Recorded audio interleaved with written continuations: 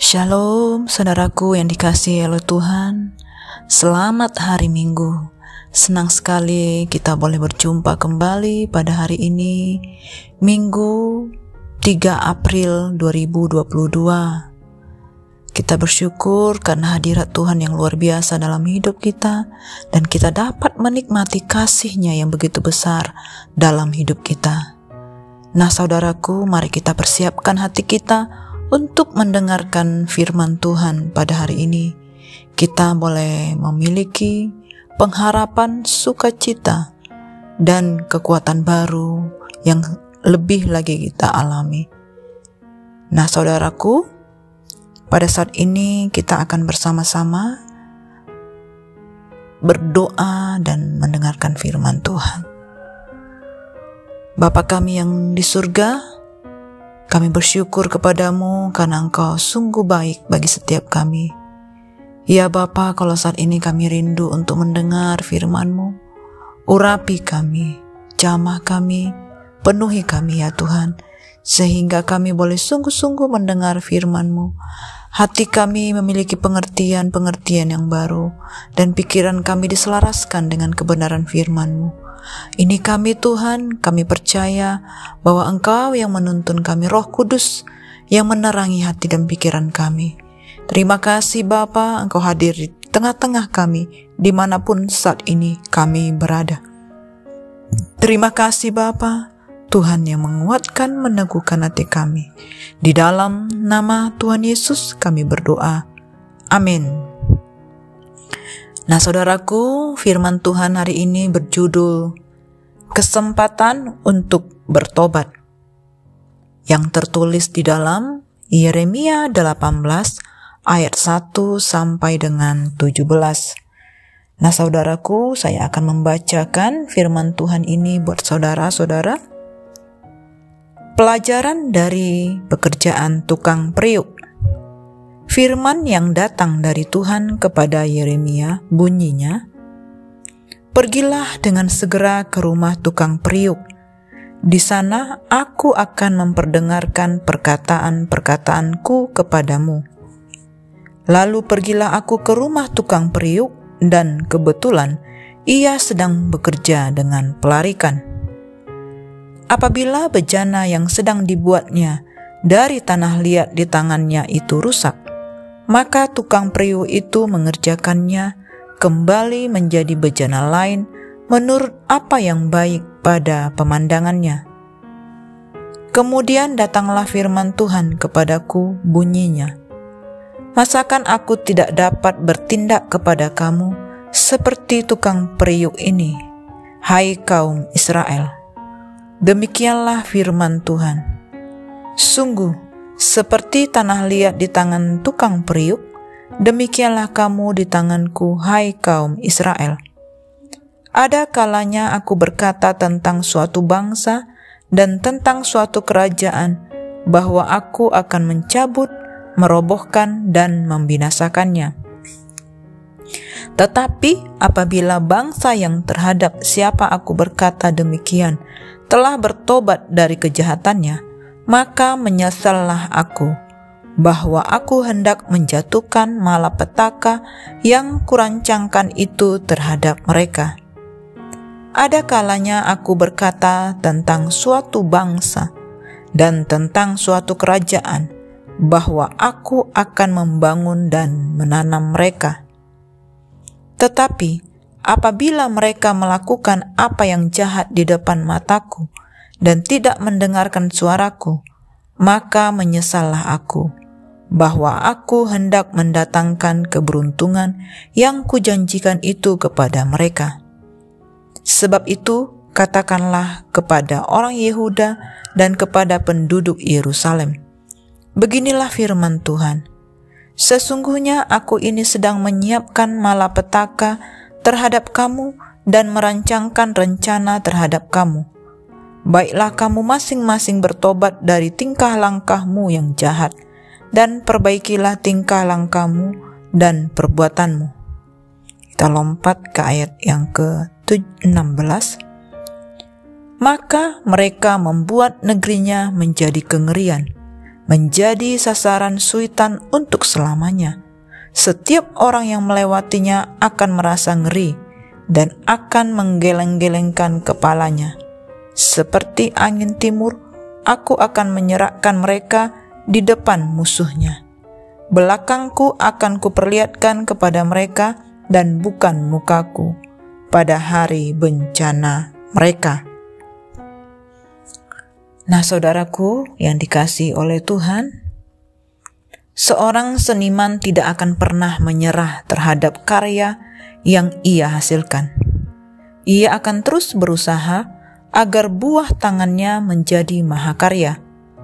Demikian pula Allah tidak pernah menyerah terhadap ketidaksetiaan umat yang dikasihinya. Firman Allah kali ini diawali dengan sebuah tindakan simbolis. Tindakan simbolis itu diambil dari tukang periuk yang sedang bekerja dengan pelarikan. Apabila bejana dari tanah liat yang sedang dibuatnya itu rusak, maka tukang periuk itu akan mengerjakannya kembali menjadi bejana lain yang baik menurut pemandangannya. Seperti tanah liat di tangan tukang periuk, demikianlah kaum Israel di tangan Allah.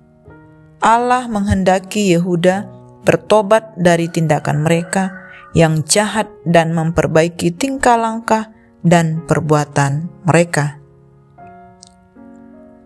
Umat yang dikasihi Tuhan telah melupakan Allah. Mereka berpaling kepada Allah lain dan tidak mau bertobat. Umat yang dikasihinya sudah rusak oleh dosa. Sesungguhnya Allah akan menjatuhkan hukuman kepada mereka. Allah akan menyerahkan mereka kepada musuh-musuh mereka. Meski demikian, tujuan Allah bukanlah membinasakan mereka. Layaknya seorang tukang periuk yang akan mengubah bejana yang rusak menjadi bejana lain yang baik menurut pemandangannya. Demikianlah pula Allah menghukum umatnya agar mereka bertobat dan dapat kembali hidup sesuai dengan kehendak Allah. Saudaraku, melalui firman ini kita melihat kasih Allah yang begitu besar. Dia akan selalu mengasihi umat kepunyaannya. Namun di sisi lain kita juga melihat betapa Allah tidak main-main terhadap dosa. Dia tidak segan menghukum kita jika kita tidak bertobat dari dosa-dosa kita. Allah akan melakukan apapun agar kita, umat yang dikasihaninya, kembali kepada Tuhan. Allah ingin agar kita kembali menjadi ciptaannya yang serupa dan segambar dengan Tuhan. Hukuman atau keselamatan tidak terjadi secara mekanis sebab manusia bukan mesin atau robot. Keselamatan yang telah Yesus Kristus genapi pun tidak otomatis menyelamatkan semua manusia. Hanya orang yang membuka diri kepadanya dan memohon, Ia mengampuni dan memperbaharui, memberi kesempatan ulang pembaruan hidup. Mari kita camkan bahwa Kristus, ketika kita tahu bahwa Kristus sudah mati bagi dosa-dosa kita, tapi kita masih mengeraskan hati dan tinggal dalam keberdosaan, itu adalah tanda kebebalan yang akan berujung kepada kebinasaan kekal. Nah, saudaraku, jangan anggap remeh setiap teguran Allah. Sikap keras kepala dan tidak taat kita hanya akan mendatangkan murka Allah. Marilah bertobat saat Allah memberi kita kesempatan untuk bertobat. Demikianlah renungan firman Tuhan pada hari ini. Mari saudara-saudaraku kita lebih lagi datang kepada Tuhan, kita meminta ampun. Kita boleh berusaha berjuang untuk hidup benar, hidup kudus, hidup sesuai dengan kebenaran firman Tuhan. Kita percaya kita akan dipulihkan, disembuhkan, diberkati oleh Tuhan. Mari kita satukan hati untuk berdoa. Bapa kami yang sungguh baik, kami bersyukur buat firman-Mu yang sudah kami dengar. Terima kasih ya Bapa, Engkau sungguh baik bagi setiap kami. Anugerah-Mu sungguh luar biasa kami terima. Terima kasih untuk pengampunan-Mu Tuhan, karya pengorbanan Tuhan 2000 tahun yang lalu. Kalau hari ini kami menerima kasih-Mu yang sempurna, ajar kami terus untuk selalu, senantiasa mengingat akan Engkau dalam hidup kami. Ampuni kami Tuhan, kuduskan kami dari setiap perbuatan-perbuatan kami yang merugikan orang lain, perbuatan-perbuatan kami yang menyakiti hati Tuhan, yang tidak menyenangkan hati Tuhan. Ampuni kami Tuhan, biarlah kami boleh mengambil sikap yang benar, respon yang benar, untuk menyenangkan hati Tuhan, menyukakan hati Tuhan, bahkan berdamai dengan orang-orang di sekitar kami. Terima kasih Bapa. Ini doa syukur kami, penuhi kami Tuhan. Mengalirlah kasih-Mu bagi setiap kami dimanapun saat ini kami berada. Kasih agape itu sungguh-sungguh kami miliki dalam hidup kami. Terpujilah nama-Mu Bapa. Kami siap untuk kami boleh berubah, kami bertobat di dalam Engkau. Kami menjadi serupa dengan gambaran Kristus.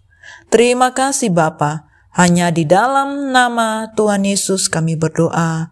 Haleluya. Amin. Semangat hari Minggu saudaraku, dan semangat beribadah.